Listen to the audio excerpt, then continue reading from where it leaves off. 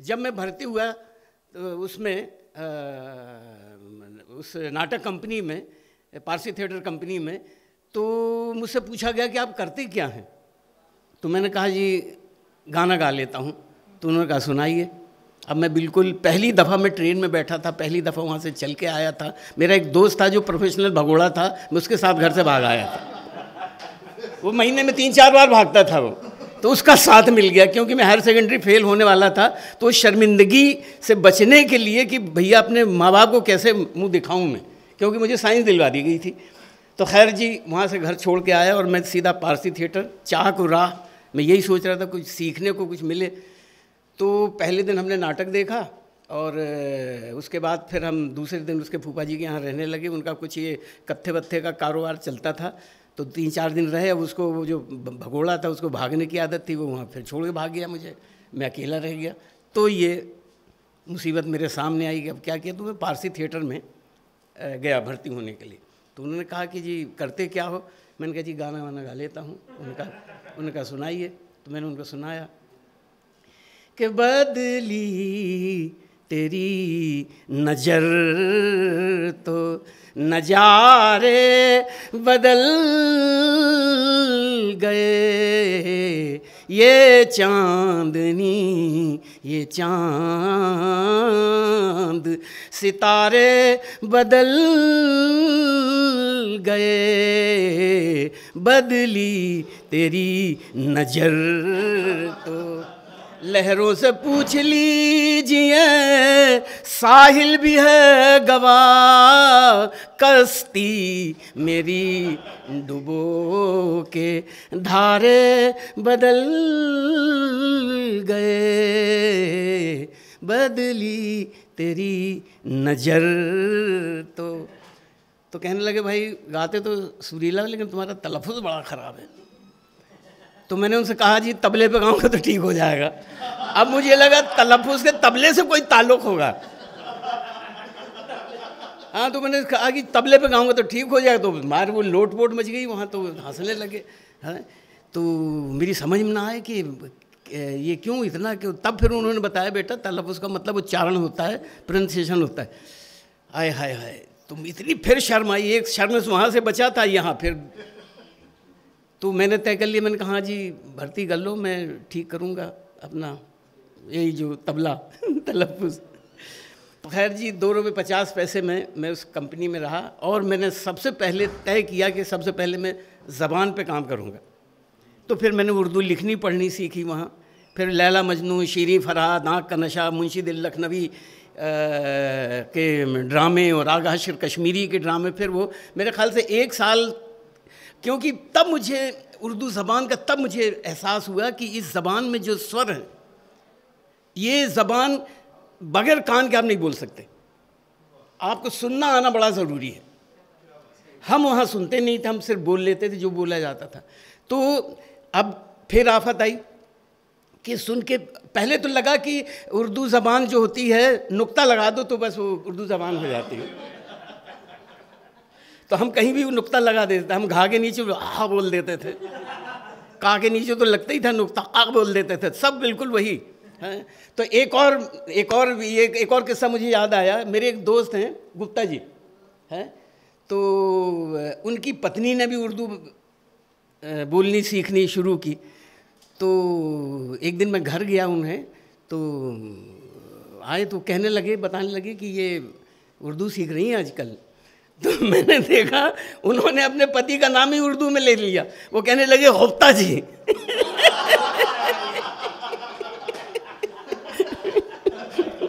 तो वो गुप्ता जी हो गए।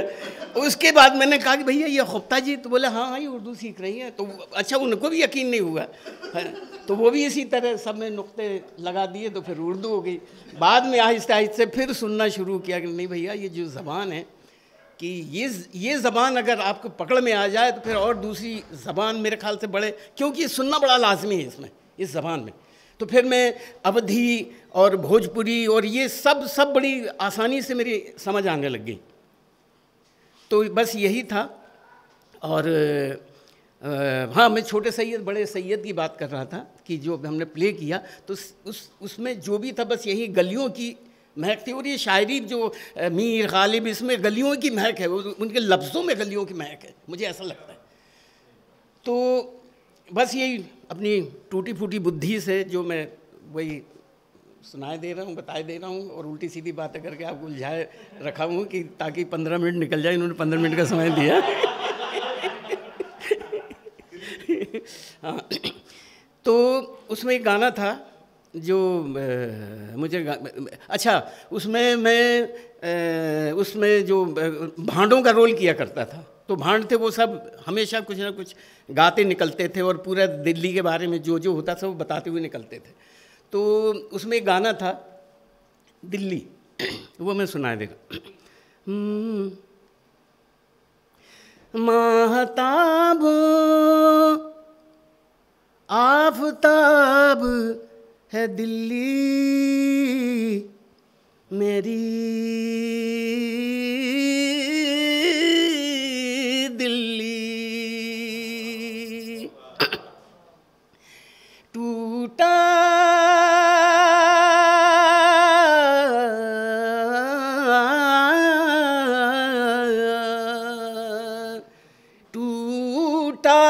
हुआ सा ख्वाब है दिल्ली मेरी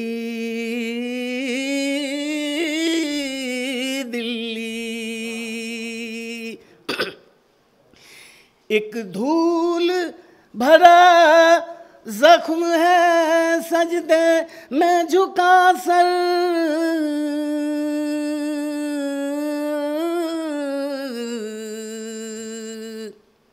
एक धूल भरा जख्म है सजदे में झुका सर, सहमी हुई गवाह भी दिल्ली मेरी दिल्ली, महताबों आफताब है दिल्ली मेरी दिल्ली, जख्मों की तरह आए गए कितने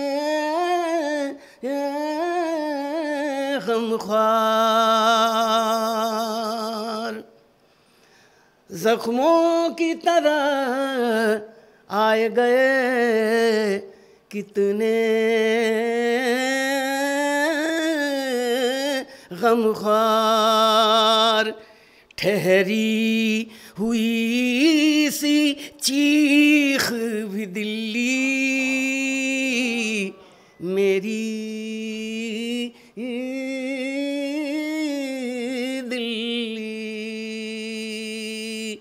महताबों आफताब है दिल्ली मेरी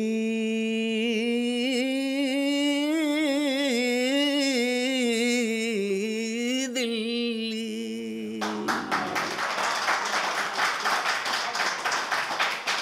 बस जी,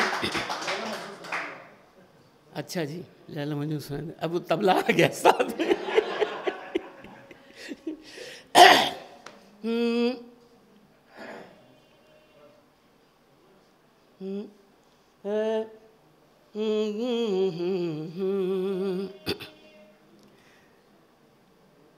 ये पारसी थिएटर में था, तो मैं इम्प्रोवाइज़ करके थोड़ा सा कुछ इकट्ठे करके पारसी थिएटर का जो था वही मैं सुना देता हूँ आपको।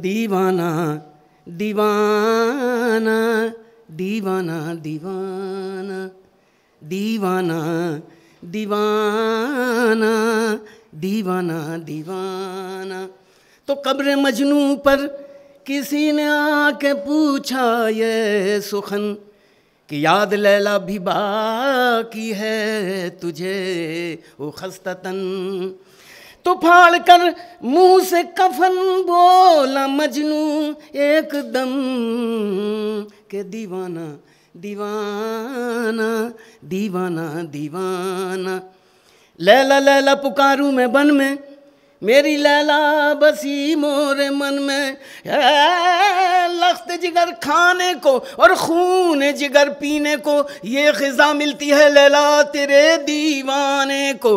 और शहर भर में लैला ने ये मनादी कर दी कि कोई पत्थर से ना मारे मेरे दीवाने को। अरे मैं उसकी दीवानी, वो मेरा दीवाना, दीवाना दीवाना। तो सुनते हैं कि लैला के घर का ये दस्तूर था, भीख देती दर पे जो आता गदा। तो एक दिन मजनू भी कासा हाथ ले जा पुकारा, दर पे कुछ लिल्लाह दे।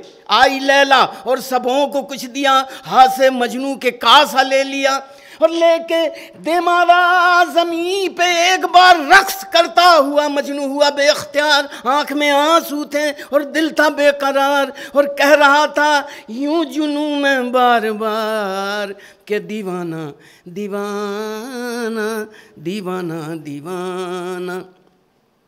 तो ऐ मस्त रूह, तुझे तेरी नखत की कसम, अल्लाह की कसम, मेरी वहशत की कसम है, लिल्ला ठहर दर्द मोहब्बत की कसम है। तू जिसको चाहती है उसी की कसम सबा, एक हमज़दा पुराज का पैगाम लेती जा, ले धज्जी तो लेती जा मेरे चाके गिरेबा की। हवा खाता हुआ होगा मेरा गुलरू गुलिस्तां की, अदब से सर झुकाकर चूमना लेन जाना की। और मुसीबत कह सुनाना सब मेरे दर्दे बियाबा की। अगर तैयार हो तो साथ ले आना जुबां बनकर मेरी, वरना दरे लैला पे चिल्लाना कि वफूर गम से चश्मे नम से चश्मे हो गए जारी, और गुले उम्मीद थे जितने वो कांटे बन गए प्यारी। अगर तैयार हो तो साथ ले आना जुबां बनकर मेरी, वरना दरे लैला पे चिल्लाना के दीवाना दीवाना दीवाना दीवाना। ढल चुकी थी धूप, अब था वक्त शाम। एक जगह पर बैठकर वो तिश्न काम नाम लैला यूं ज़मीन पे लिखने लगा और फिर सजदा उसे करने लगा। है ना कहाँ एक शख्स आया और उसने यूं कहा कि क्या है तेरा नाम ओ मर्दे खुदा। तो बोला मजनू कि ए जाहिद तू मुझे जाना नहीं, आशिक़े लैला हूँ पहचाना नहीं, क्योंकि तुम जिसे कहते हो लैला वो नहीं है लैला, वो है ला इलाह ला इलाह